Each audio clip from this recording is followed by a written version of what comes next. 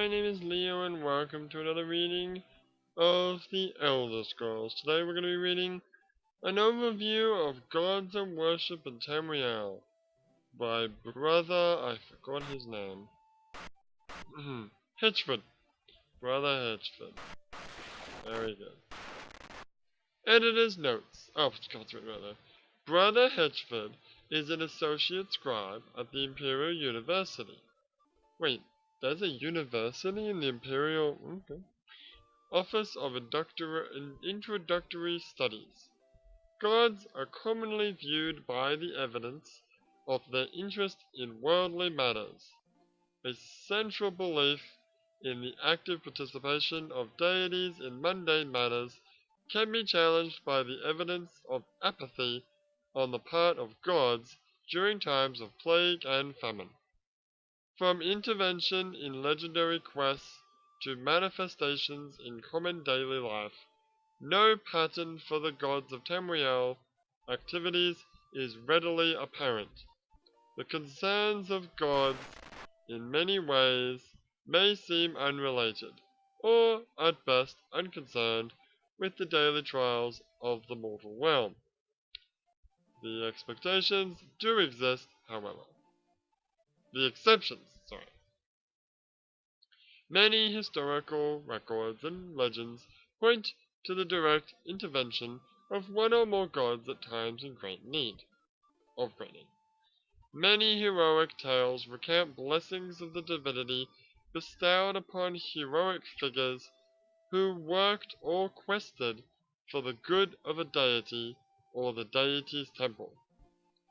Some of the more powerful artifacts in the known world were originally bestowed upon their owners through such reward. It has also been reported that priests of high ranking in their temples may on occasion call upon their deity for blessings or help in time of need. The exact nature of such contact and the blessings bestowed is given to much speculation, as the temples hold such associations secret and holy. This direct contact gives weight to the belief that the gods are aware of the mortal realm. In many circumstances, however, these same gods will do nothing in the face of suffering and death, seeming to feel no need to interfere. It is thus possible to conclude that we as mortals may not be capable of understanding more than a small fraction of the reasoning and logic such beings use. One defining characteristic of all gods and goddesses is their interest in worship and deeds. Deeds, in the form of holy quests, are just one of the many things that bring the attention of a deity. Deeds in everyday life, by conforming to the statutes and obligations of individual temples, are commonly supposed to please a deity. Performance of ceremony in a temple may also bring a deity's attention. Ceremonies vary according to the individual deity. The results are not always apparent, but sacrifice and offerings are usually required to have any hope of gaining a deity's attention. While direct intervention in daily temple life has been recorded, the exact nature of the presence of a god in daily mundane life is up to great speculation. A traditional saying of the Wood Elves goes, "One man's miracle is another man's accident." While some gods are believed to take an active part in daily life, others are well known for their lack of interest in temporal affairs. It has been theorized that gods do in fact gain strength from such things as worship through praise, sacrifice, and deed. It may even be theorized, that the number of worshippers a given deity has may reflect on his overall position among the other gods. This my own conjecture, garnered from the apparent ability of the lower temples to attain blessings and assistance from their god with greater ease than smaller religious institutions. There are reports of the existence of spirits in our world that have the same capacity to use their actions and deeds of mortals to strengthen themselves as do the gods. The understanding of the exact nature of such creatures would allow us to understand with more clarity the connection between a deity and a deity's worshippers. The implication of the existence of such spirits leads to the speculation that these spirits may even be capable of raising themselves to the level of a god or goddess. Motsuo of the Imperial Seminary has suggested that these spirits may be the remains of gods and goddesses who through time lost all or most of their following, reverted to their earliest, most basic form. Reverting to their earliest and most basic form. Practitioners of the old ways, there's that old ways again, say that there are no gods, just greater and lesser spirits. Perhaps it is possible for all three theories to be true. And that's the end. That was an overview of gods and worship in Tamriel by Brother Hitchfield. Alright, well, this video is coming out super late. I'm sorry about that. Yesterday I was busy, last night I was tired, and today I was also busy. So, it's coming out now. That's what's happening. And then today's episode, because it is in fact Wednesday, I'm going to have to record it tomorrow, because I'm not going to have time to record it today. Like, I've got like an hour, but, I mean, we've got an entire day, 24 hours tomorrow, so we're going to have a big old record session tomorrow. Hopefully I don't get interrupted like I did today, but we'll see. Anything else? I didn't mention this. I should have mentioned this on Monday, but I didn't. But you might have noticed that there's only the Daggerfall videos coming out on weekdays now, since this week. That's normal.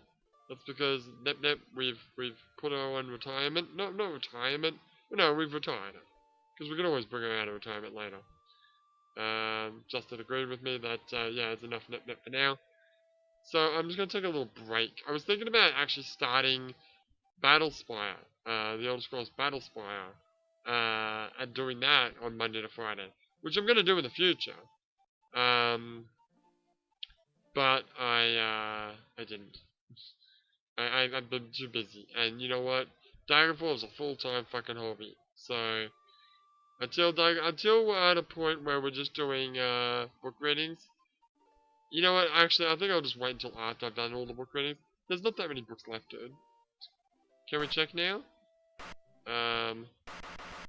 You know what? I'll scroll down to the bottom anyway. It shouldn't take too long, but yeah. There's probably about, I don't know, 6 books left. So, I assume that I'm gonna finish this game tomorrow. Like, Wednesday's episode and then Thursday's episode, I assume that the dungeon will be done. I mean, we did get stuck yesterday, not yesterday, but in the last episode, but I've actually figured out what I need to do. Apparently I need to look at the gravestones, which I think I clicked a couple of them, and there might have been sounds happening, but at the time when I was recording, I didn't have my headphones plugged in, so I couldn't hear anything. So that might have hinted. So okay, so that's it. Oh god, that's all you got. 4 books. 4 books. That's it. We got the Sage. We got the First Scroll.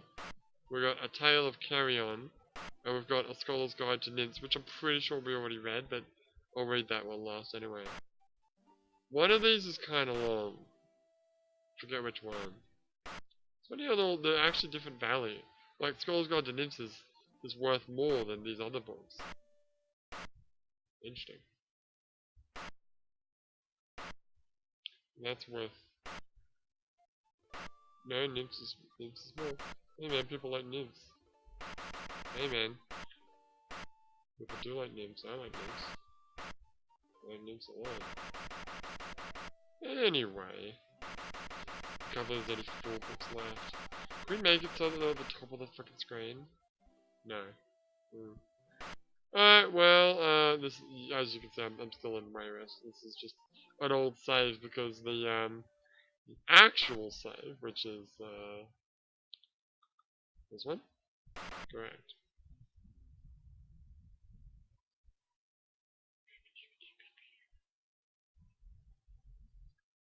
It'll load.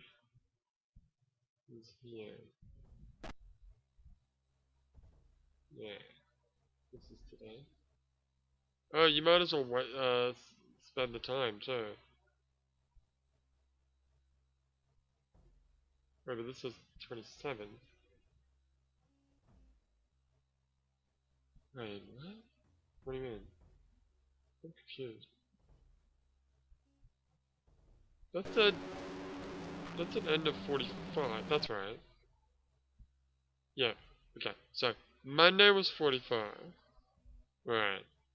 Yesterday, today, the episode that you're recording right now is 46. Oh, you just loaded. Oh, I did. And then we're going to start on the 27th. I think when I recorded the last episode, I just straight up fast forwarded until the 27th. Oh, okay. Alright, well, whatever. Yeah, I'll see you guys in this room, and we'll, continue this Mantelian Crux dungeon, and pretty much finish the game. I hope. But for now, my name is Leo, and I'll see you next